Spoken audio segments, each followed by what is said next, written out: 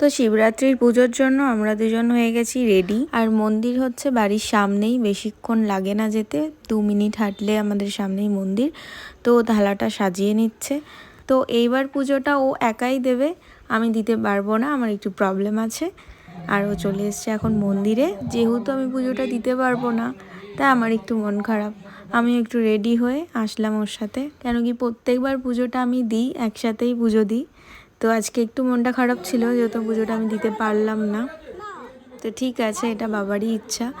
তো অনেকটা লাইন পার করে অবশেষে পুজোটাও দিতে পারলো। প্রচুর ভিড় ছিল। পুজোটা আরও তাড়াতাড়ি দেওয়ার কারণ হচ্ছে ওখানে পুরোহিত গেছিলো ওই টাইমটায় চা খেতে।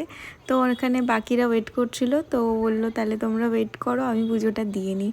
তো ওখানে ছেলেরা যারা ছিল তারা পুজোটা দিয়ে ফেললো ওই ফাঁকে। আর যারা বাকি ছিল তারা ওয়েট করছিল পুরোহিত আসার পর, তারপরে পুজো দেবে।